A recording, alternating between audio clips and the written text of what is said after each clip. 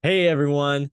Hey yo everybody. Welcome back to the Matt Gerow Show. It is I, Matt Gerow, and you are listening to me, your host, Matt Gerow. So welcome. It has been a minute. It has been a fat minute actually, since we last recorded. And that's thanks to a few things. That's thanks to Hawaii, which was amazing. I spent a week there with my wife, and it'll always be an unforgettable week for me, for her too. I actually got a couple tattoos, or I got a tattoo and then got my other tattoo touched up so I can remember that forever. We did pick up some really awesome souvenirs while we were there, and just some keepsakes to remember the trip by. Also, last time we talked, I had been kind of just really getting run down by my new job. That's still going on, but I'm getting better at it and it's getting easier. So hopefully these will become often and regular again. And finally, of course, the holidays. So just between all those things, I've been a little busy, but not too busy to where I couldn't do this right now. And what are we going to be talking about? That's probably what everyone's wondering, right? We're going to start with the hot pressing sports topic right now. The number one trending sports topic right now, and that's going to be the college football playoff um, standings, which we have set now for the 2023 college playoff um, bracket. We have number one, University of Michigan. Number two is the University of Washington. Number three is the University of Texas, and number four, the University of Alabama. So that means you'll see in the one seed Michigan playing against the four seed Alabama. From what I've seen on the internet and just reactions from the fan bases, Michigan didn't seem super happy about that. They would have preferred somebody else. And Alabama doesn't really seem to care who they're going to be facing.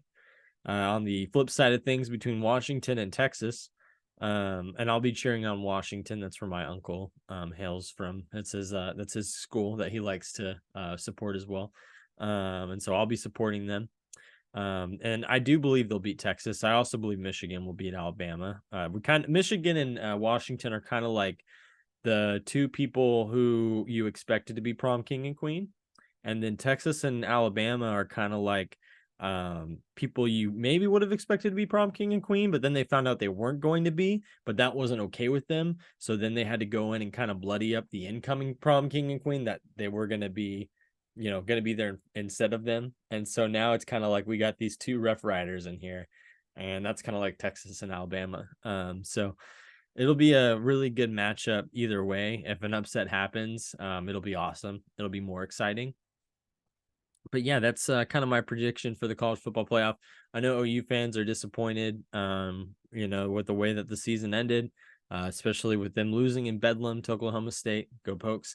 And then seeing Oklahoma State not really put up much of a challenge against the University of Texas. I'm sure a lot of OU fans felt that their team probably would have done something, and maybe they would be in number 3 or number 4 in the playoffs. But that is not the case. And so they will have to look forward to the SEC, as this was the last season for Oklahoma and for Texas to play in the Big 12. So college football all around is going to be really interesting and really changing up a whole bunch in the next season. But that doesn't mean we can't enjoy the end of this season and the end of the Big 12 as we know it. It is not going away, but it'll definitely be different from here on out.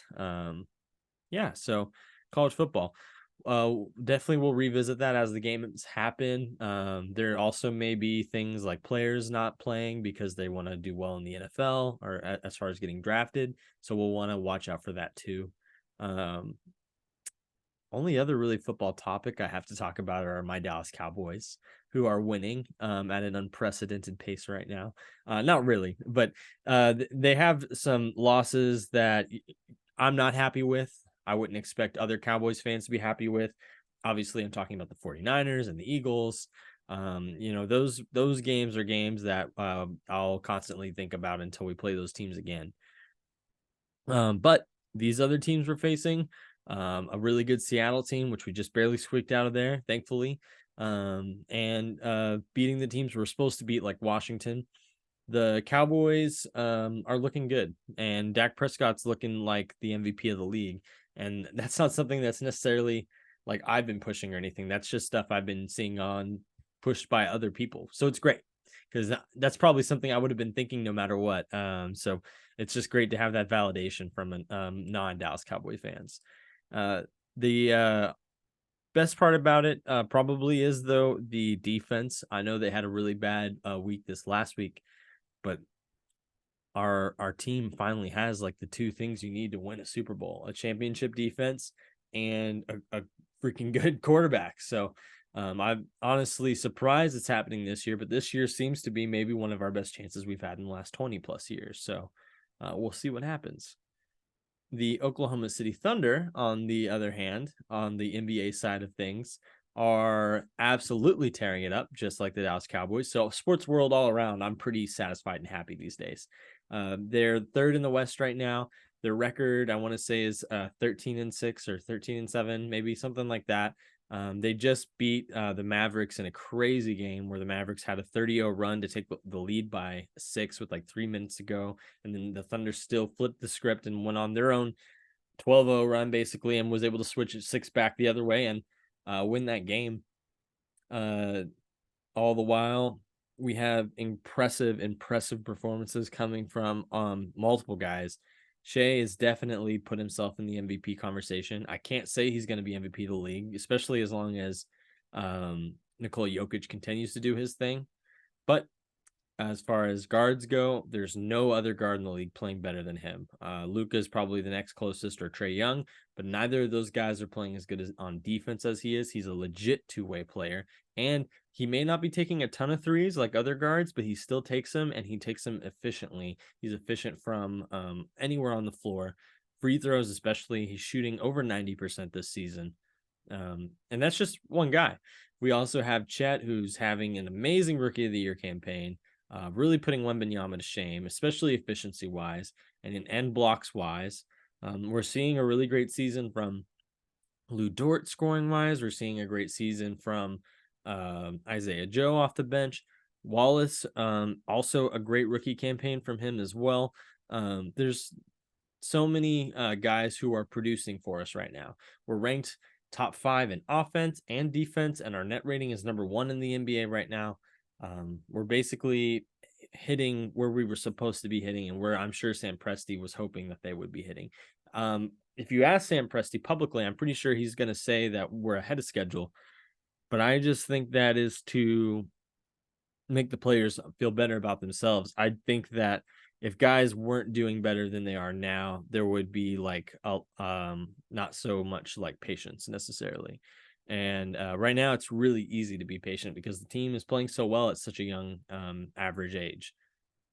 And then we also have Jalen Williams, who seems to be just as good as he was last season, but now better scorer, better handler, better defender, defending multiple positions for us, helping out Chet a lot in that sense. And I don't know. Giddy's had up and down seasons. Everybody knows the up and downs this season. Everybody knows, especially if you're plugged into Twitter, about his personal life downs this season. Definitely wouldn't be easy to focus on playing basketball with all that stuff going on, but he's doing enough to help our team, and we need him. We don't have another 6'8" guard with that handle or ability to rebound, so we definitely need him. But I'm loving the way things are going. They're beating the bad teams. They're really embarrassing the great teams, and it's offense and defense. It's not just one thing that we're amazing at. We're all around a beautifully built team, and it's crazy because there's so many guys on the team who are only like, who've only been there for 3 years or less. We only have one technically all-star. So the sky is the limit indeed for the Oklahoma City Thunder. And if you haven't been watching them this season, I definitely recommend you tune in. While we're third in the West, hopefully that number will continue to grow. There are teams ahead of us that I just wouldn't expect to stay ahead of us for very long, like the Timberwolves. But we'll see what happens with the race in the West. So that's really all I have on sports right now. Going to talk a little bit about what's going on with the UAPs and where we are with that, and UFOs and the government and everything. So if you've been paying attention to that stuff, you'll know that the UAP Disclosure Act was almost shot down by leaders in the Republican House. And that came to a halt thanks to pressure from United States citizens and from congressmen and women who are actually pushing for real disclosure. The UAPDA didn't get shot down. What ended up happening is Tim Burchett was able to get an additional piece added in there that was for a pushing for a sooner disclosure from the Department of Defense specifically. I'm not sure that we will get, pardon me, I'm not sure that we will get much from the CIA or the Department of Energy. But there's definitely smoke there. And when there's smoke, there's fire. And when there's fire, there's a life form. Hopefully aliens, right? But the CIA reportedly is the organization, the three-letter organization that is doing the crash retrieval programs. They're working with JSOC, which is the Joint Special Operations, I think Command or something like that. Basically, those are the people who it'll be like Navy and CIA, or Marines and CIA working together, and their jobs are basically to recover the UAPs, which they down with, I guess, like EMP technology, and then to create covers for that recovery. And then they transfer the craft to a secure location with a private defense organization such as Lockheed Martin or Raytheon or Radiance Technologies. I saw today that, excuse me, Radiance Technologies is denying involvement in any of the cover up, and also seem to be defending their two employees. Travis Taylor, I think is his name. Maybe Travis Jenkins, but I think it's Travis Taylor, and the Jay Stratton, who everybody knows are people who have been pushing for transparency, but have also been accused of being basically like double agents and putting out misinformation. Now that could be said about almost anybody in the UFO community. There's accusations of that towards each other all the time. No one can really trust each other or trust what anything is saying, because no one has any evidence, unfortunately. All we have are firsthand stories, and we have grainy video that you can find on the internet. So until we get something more solid, then that's kind of going to be just a constant battle of hearsay when it comes to the internet and social media.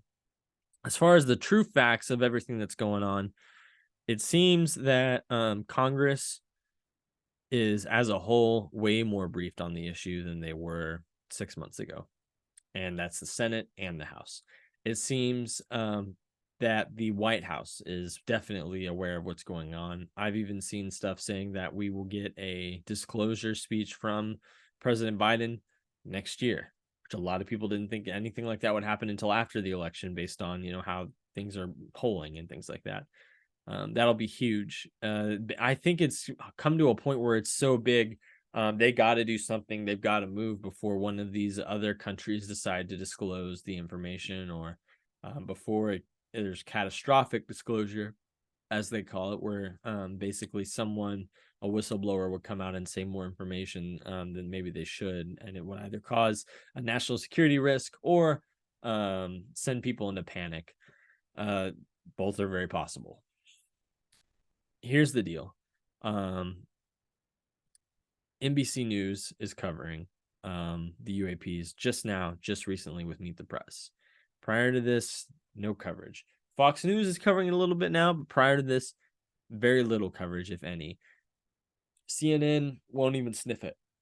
ABC News, I don't believe, has done much of any stories on it. So there's all these major news outlets who should be paying attention to what's going on, who should be sending their reporters and tracking down where these crafts are, but they're not. We're only seeing it from News Nation, from Daily Mail UK, Liberation Times, and from The Hill, and from Michael Schellenberger, who's kind of like on his own thing, basically, as a reporter, and Ross Coulthart used to be on his own too, but now he's with News Nation. So besides those groups, there's really not a lot of investigation happening from the media side of it. Thankfully, those that are investigating it have been able to turn up things for us, like the fact that the CIA is involved, like the fact that the U.S. government has 9, probably more, according to Ross Coulthart, considerably more craft, either fully intact or damaged and just held underground, and that they have